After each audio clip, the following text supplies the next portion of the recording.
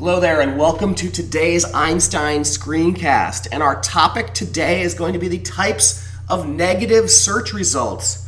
As you get involved in reputation management, you see bad reviews, negative websites, negative news, and we need to look at the different categories and talk about how to mitigate it and how to avoid it in the first place. So we're going to look at all kinds of negative results, talk about the ramifications of that, talk about the solutions to it, and talk about how to avoid it in the first place.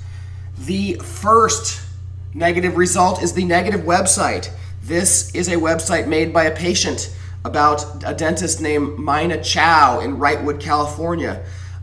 You will notice it ranks number 1 under the search for Mina Chow. From a patient conversion standpoint, this is an extremely lousy search result. What do you do about this? Frankly, as we look at negative websites, and we're going to look at a few of them, they typically stem from a communication breakdown between the patient and the practice. And after the patient gets frustrated enough, they build this negative website. The unfortunate reality of that is they catalog extremely well under searches for your name. They live on their own domain name. They're really a search engine optimization strategy is building separate websites. So in a sense, it's optimizing your name very, very well for a very, very negative result. Here is the first negative website that I ever saw, and this is baddentist.com about Larry Rosenthal in New York. This went up in about 2003 and was up till 2007. You can still find it on archive.com, which archives old websites.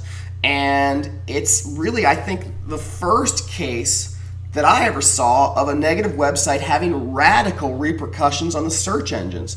It came up great under searches like New York cosmetic dentistry, like dentist. It was a great result for Dr. Larry Rosenthal.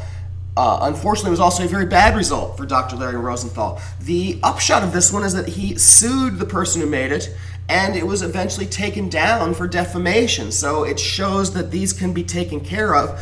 However, it took years, and at what cost?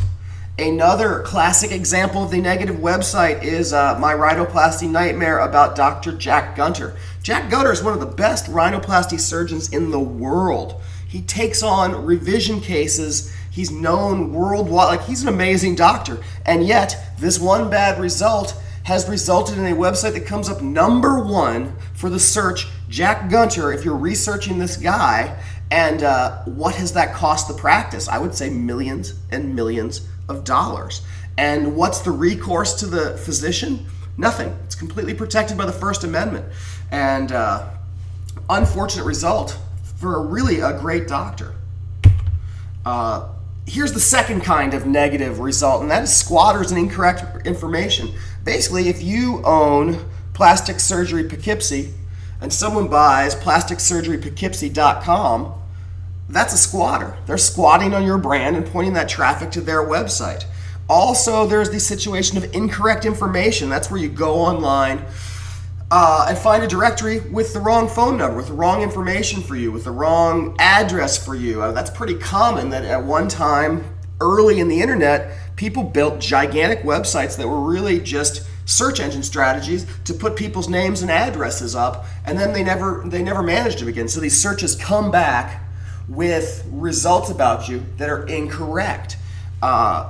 It's a good idea to go out and fix those things as much as you can and contact them, because then you're going to get good results. In many ways, a directory is a result you can control as the business owner.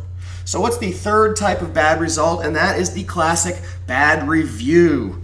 More and more as social media moves to the forefront and people become social and the internet becomes a broad-based publishing platform, bad reviews are becoming real common in the landscape of medicine. They stem from a reality that reviews are a great way to evaluate the goodness or badness of something. That if you want to find out about a hotel, what do? You go to hotels.com, you read the reviews. You go to TripAdvisor, read the reviews. Same with restaurants, same with movies. And the same thinking is being applied to physicians. It makes a lot of sense that finally, no matter how many times your website says you're an amazing plastic surgeon, third-party reviews saying this guy's an amazing plastic surgeon is a better result.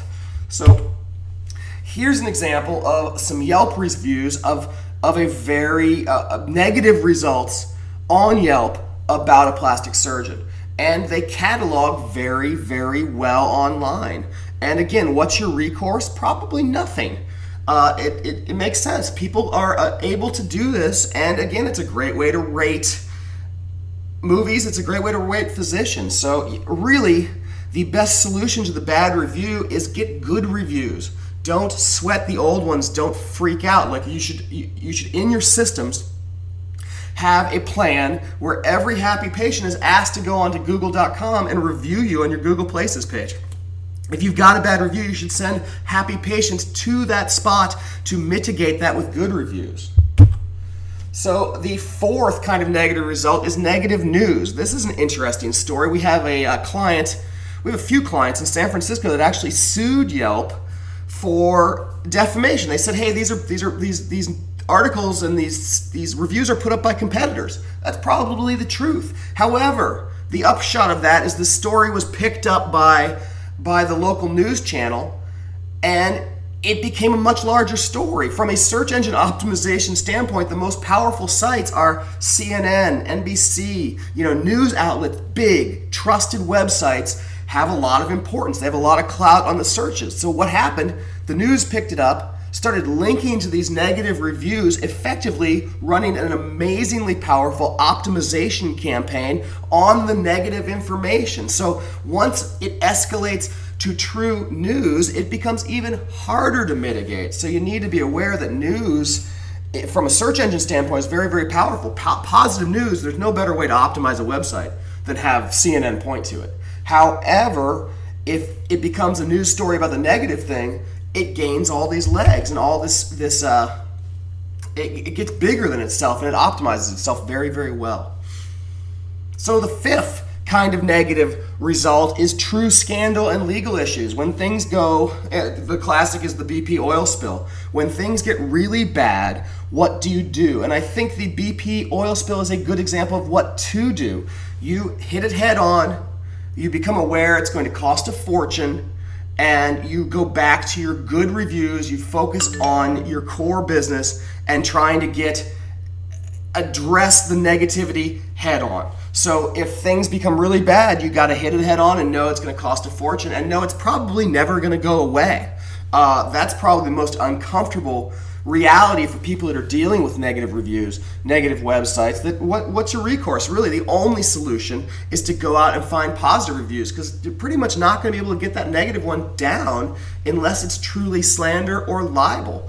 And frankly, the United States in particular protects freedom of speech pretty aggressively. So those are the 5 kinds of negative reviews. I want you to keep your eyes on Einstein Medical. We're going to address 15 ways to focus on improving your online reputation, dealing with negative results, and stay with us at EinsteinMedical.com. Thanks.